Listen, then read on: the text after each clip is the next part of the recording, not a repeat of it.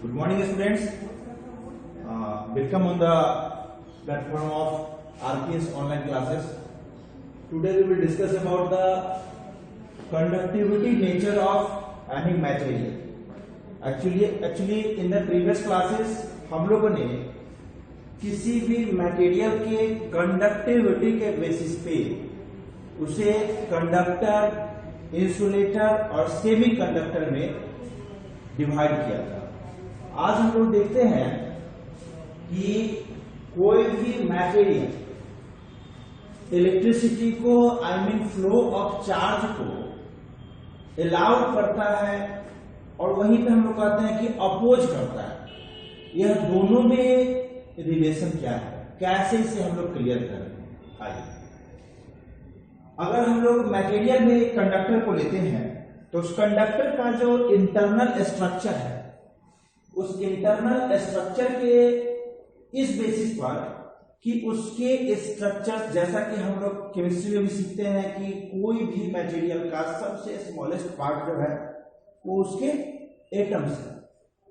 तो यहाँ जो भी मटेरियल है, जैसे यह देखिए,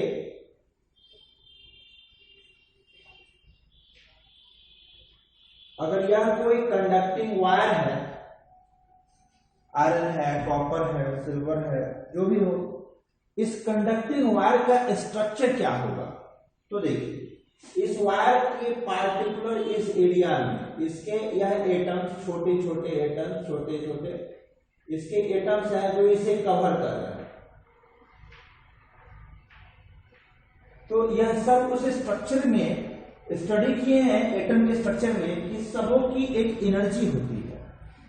यह इलेक्ट्रॉन उस न्यूक्लियस के चारों तरफ रिवॉल्व कर रहे होते हैं। इस इलेक्ट्रॉन की जब एनर्जी हो और इसी इलेक्ट्रॉन का जो अरेंजमेंट उसके डिफरेंट सेल्स में जो है, जिसे हम लोग इलेक्ट्रॉनिक कॉन्फ़िगरेशन कहते हैं, इस इलेक्ट्रॉनिक कॉन्फ़िगरेशन के बेसिस पे इस इलेक्ट्रॉन का जो अरेंजमेंट आउटर मोस्ट सेल में होता है, सबसे बाहरी सेल में होता है, उसे हम लोग क्या कहते हैं, valence shell.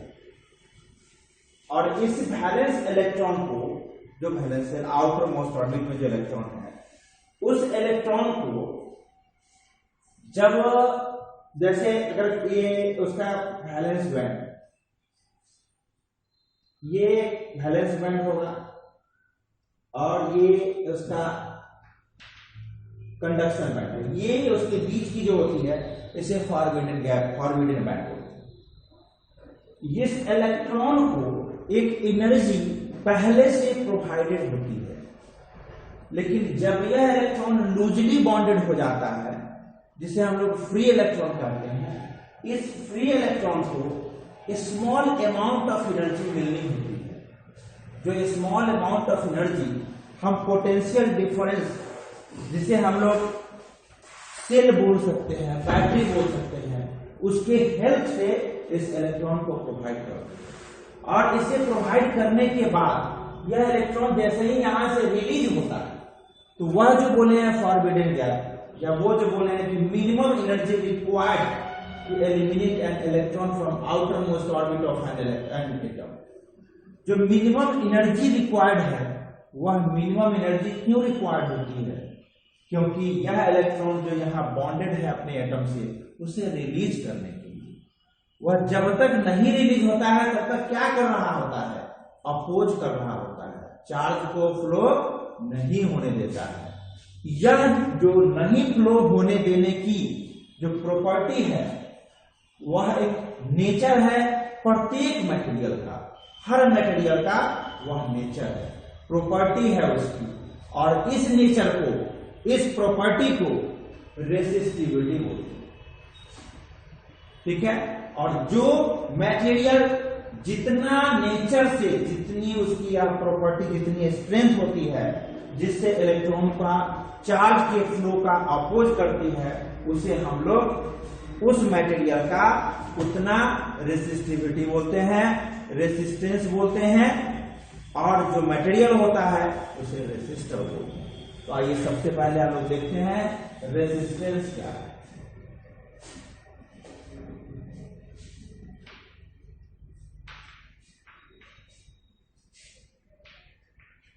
Resistance.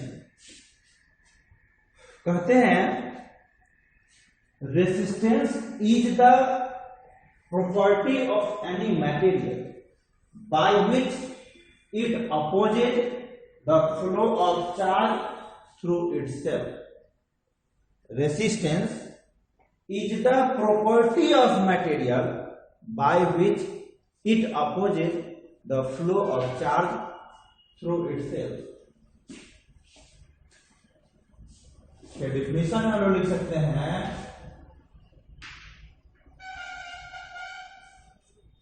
Resistance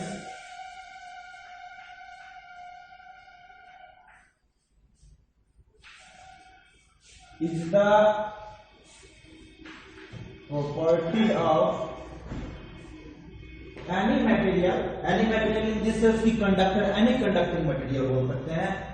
resistance is the property of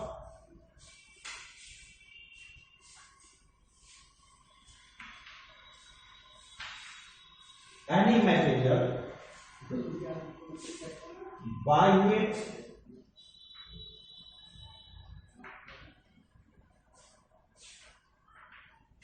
it opposes the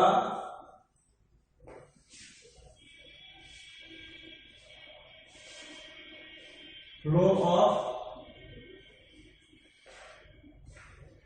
charge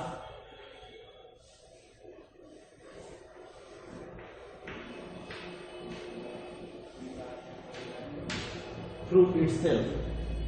क्या कहा? Resistance is the property of any material by which it opposes the flow of charge through itself.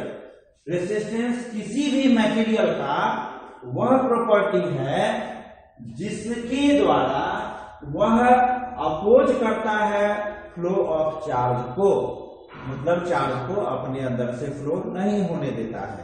यह प्रॉपर्टी है, ठीक है, यह property है किसी भी मटेरियल का। It is denoted by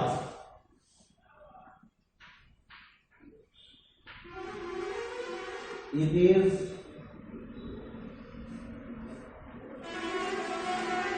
denoted by R, ठीक है, it is denoted by R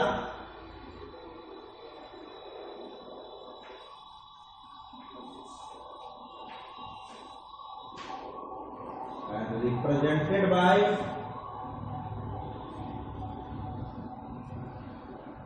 this symbol,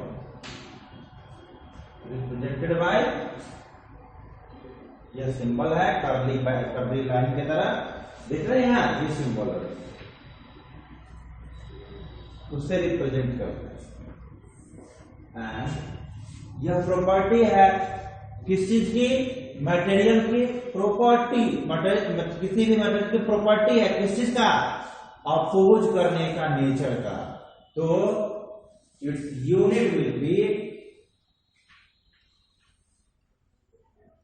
its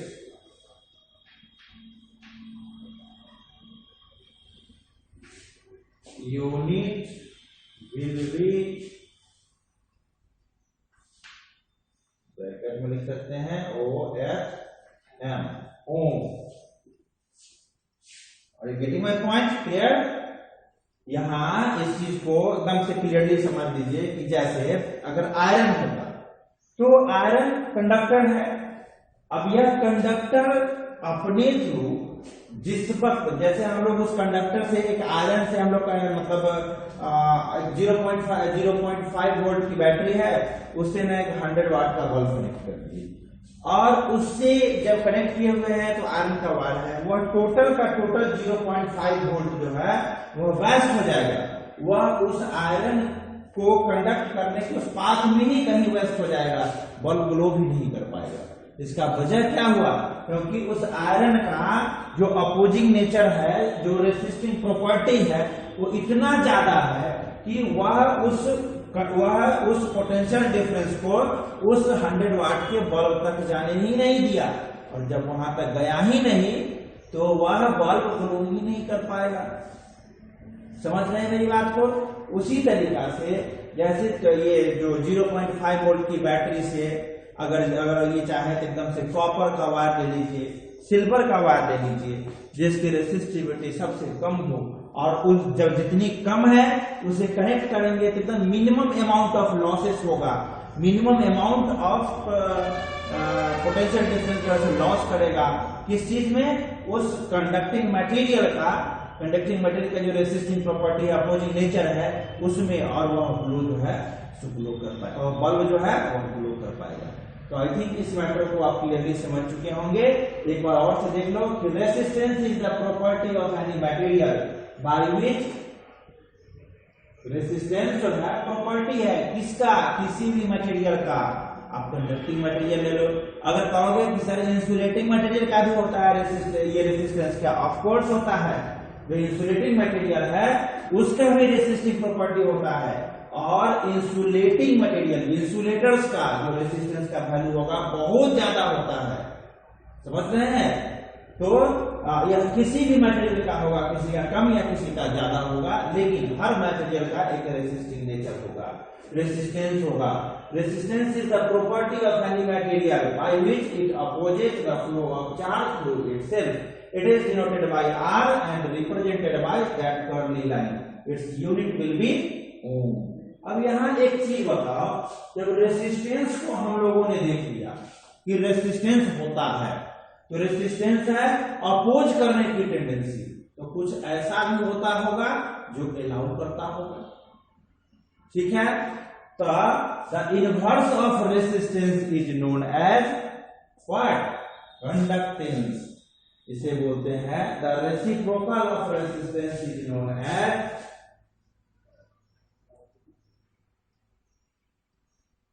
the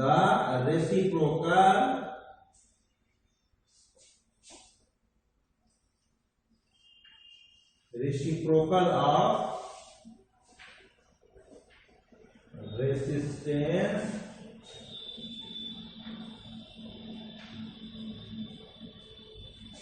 is known as conductance.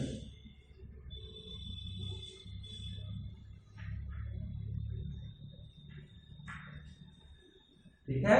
Reciprocal of resistance is known as conductance. इसका मतलब क्या होगा कि किसी भी बॉडी का रेसिस्टेंस बढ़ेगा, इसका मतलब है कंडक्टेंस कम होगा। समझ रहे हैं? रेसिस्टेंस, इसको शॉर्ट में ऐसा लिख सकते हैं,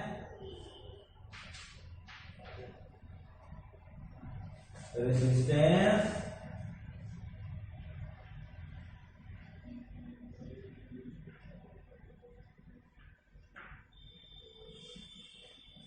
resistance is inversely proportional to conductance. इसका मतलब तुम चाहते हो कि कंडक्टेंस ज्यादा हो, उसका रेसिस्टेंस कम होगा। ठीक है? क्लियर? चलिए, अब इसके बाद इस रेसिस्टेंस को समझने के लिए तुम्हारे बुक में ना एक चार्ट दिया हुआ है। ठीक है? एनसीईआरटी की बुक में देखेंगे एक चार्ट दिया हुआ है जिसमें हर एक मटेरियल का, कंडक्टिंग मटेरियल का, इंसुलेटर्स का, सेमीकंडक्टर का, उसके ना रेसिस्टिविटी की, रेसिस्टेंस और रेसिस्टिविटी का वैल्यू दिया हुआ है। उसे ना एक बार मतलब मेमोराइज करने की कोशिश करेंगे कि 10 के पावर में जो दिया हुआ है, तो 10 के पावर जैसे बढ़ते हैं तब वह मटेरियल क्या है, और 10 का पावर घटता है तब वह मटेरियल क्या है। जस्ट इसे एकदम एक ग्लिम्स जिसको बोलते हैं, एक झलक उसकी देख लेना, ताकि तुम्हारे माइंड में यह आ जाए, और अगर तुम्हारे एग्जामिनेशन में ऐसा देता है उसके वैल्यूज को लेकर के, तो उसको क्लियरली उसको टिक कर सकते हैं, समझ सकते हैं ऑब्जेक्टिव। आइए अब इस चीज को, जो रेसिस्टेंस हम लोगों ने समझा, अब इस रेसिस्टेंस से जुड़ा हुआ, अब अच्छा एक्स्ट्रा देखिए, यह रेसिस्टेंस किसी भी मटेरियल का अगर होगा तो वह किस किस चीज पर निर्भर करेगा? वह उस मटेरियल का, जो पहले तो हम लोगों ने कहा है कि प्रॉपर्टी है। ठीक है? पहले हम लोगों ने कहा है कि यह रेसिस्टेंस जो है वह एक प्रॉपर्टी है किसका? तो किसी भी मटेरियल का। अब हम लोग ये कह रहे हैं कि यह रेसिस्टेंस का वैल्यू किस किस चीज पर निर्भर करेगा। थोड़ा सा सोचिए या किस चीज पर निर्भर करना चाहिए। तो देखिए, निर्भर करने की जहां तक बात आती है, अगर यह कंडक्टर हमने मान लिया कि यह कंडक्टर, यह कंडक्टर है जिसका लेंथ है एल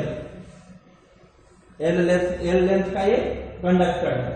अब ये जो एरिया होता है, दिख रहे हैं यहाँ ये जो एरिया होता है, आगे में बढ़ेंगे तो ये ऐसे एक एरिया बनेगा। मतलब उसको, अगर यह एक वायर है, ठीक है, कंडक्टिंग वायर है, तो इसको जो कट करेंगे ना चारों तरफ से, ऐसे कट करते हैं, तो यह चूंकि एक सेक्शन होता है और यह सेक्शन इसको कंप्लीटली क्रॉस किया हुआ है, चारों तरफ से ऐसे पार्ट किया हुआ है, इसलिए इस एरिया को क्रॉस सेक्शन एरिया बोलते हैं।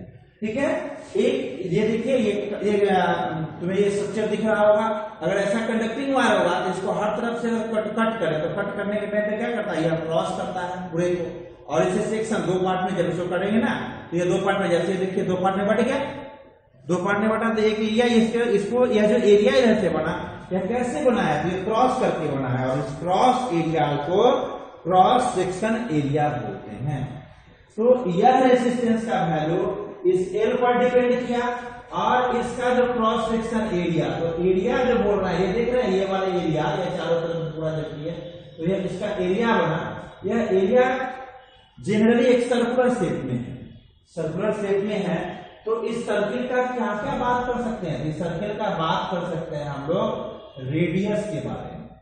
ठीक है, और रेडियस की जब बात करेंगे तो यह ना उसका सर्कुलर एरिया की बात करनी होगी, इसका मतलब है, और सर्कुलर एरिया का मतलब जानते हैं, यह अगर क्रॉस सेक्शनल एरिया होगा तो ये इसको बोलते हैं पाई आर स्क्वायर। इसका मतलब है यह रेजिस्टेंस ए लेंथ का है, अगर यह 2 लेंथ का हो जाए, ऐसे से बढ़ा दिया जाए, तो क्या रेजिस्टेंस सेम रहेगा? नहीं, बिल्कुल नहीं। इतना का रेजिस्टेंस का वैल्यू अगर आर था, तो 2 अगर कर दिया जाएगा, 2 दुगुना लेंथ कर दिया जाएगा, तो रेजिस्टेंस का वैल्यू दुगुना हो जाना चाहिए। उसी तरीका से इसका एरिया जो है, यह इस पर भी डिपेंडेंट होगा। ठीक है, एरिया चेंज कर दिया जाए, शेप साइज चेंज कर दिया जाए, लेंथ चेंज कर दिया जाए, इसके रेजिस्टेंस का वैल्यू चेंज कर जाएगा। तो कहा जाए when the resistance will be changed if the length, their area will change, again if the temperature will change, then the value of resistance will be changed. अब यहां पर एक चीज और देखिए, इस रेजिस्टेंस के लिए एक और ऐसा ये है जो चेंज नहीं होता, वो क्या है? तो रेसिस्टिविटी।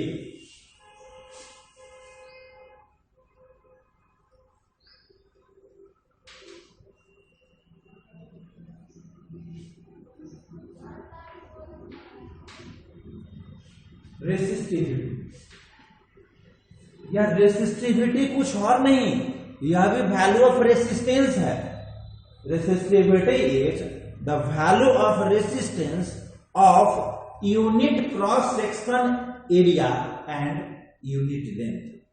समझ रहे हैं? Resistivity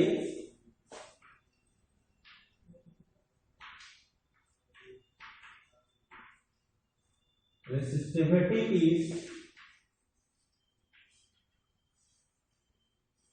the value of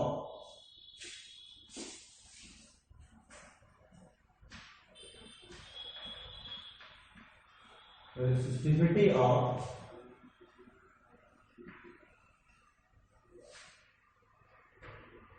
any material। Generally हम लोग कंडक्टर की बात करते हैं, ठीक है, किसी भी मटेरियल का हो सकता है, बट जनरली हम लोग कंडक्टर की बात करते हैं।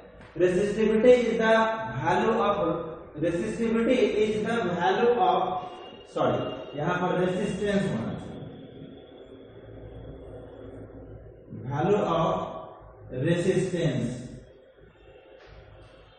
Resistivity is the value of resistance of any material conductor for unit cross section area,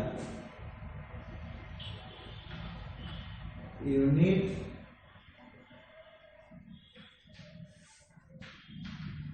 cross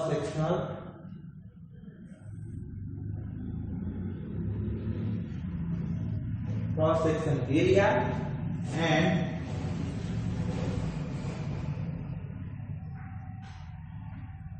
unit length. Resistivity is the value of resistance of any material. Generally, I would like to talk about conductor. So, resistivity is the value of resistance of any material for unit cross section area and unit length. इसका मतलब ये होगा किसी भी material का जो cross section area है वो यूनिट मतलब 1 metre square and the length will be 1 metre. Then that is defined as resistivity of that material. और रेसिस्टेंस और रेसिस्टिविटी में एक सिंपल सा बहुत ही इंपॉर्टेंट कंक्लूजन है और वो ये है कि रेसिस्टेंस किसी भी मटेरियल का कभी भी चेंज कर सकता है, but resistivity that will change one and only one when the material will change. जब मटेरियल चेंज हो जाएगा तभी रेसिस्टिविटी का वैल्यू चेंज होगा. और ये टेम्परेचर पर भी डिपेंड करता है, टेम्परेचर भी चेंज करेगा तो sometimes it will change, but mainly तुम्हारे क्लास तक तुम्हें माइंड में यह रखना होगा कि रेसिस्टिविटी तभी चेंज करेगा जब उसके मटेरियल ही चेंज कर दिया जाए. जब तक मटेरियल है तब तक वह चेंज नहीं होगा. उसका वैल्यू और ये इसका वैल्यू रेसिस्टिविटी का वैल्यू ना तो लेंथ पर डिपेंड करेगा ना उससे क्रॉस सेक्शनल एरिया पर डिपेंड करेगा. ओके, इसे रिप्रेजेंट कैसे करते हैं? It is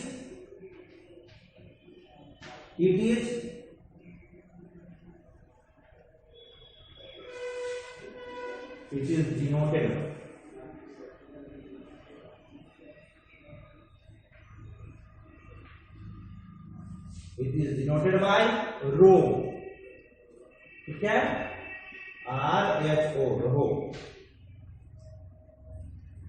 Its unit will be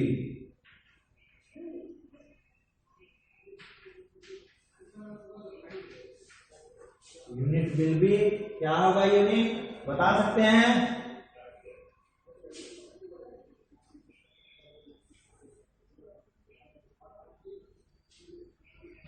metre. ठीक है, इसको फाइंड आउट करने के लिए जो तरीका है R is equals to rho L by A. ठीक है, रो का यूनिट फाइंड आउट करना है R into A by L is equals to rho हो जाएगा. R मतलब रेसिस्टेंस, रेसिस्टेंस का यूनिट क्या होता है? ओम होता है. एरिया, एरिया का यूनिट क्या होता है? Metre square.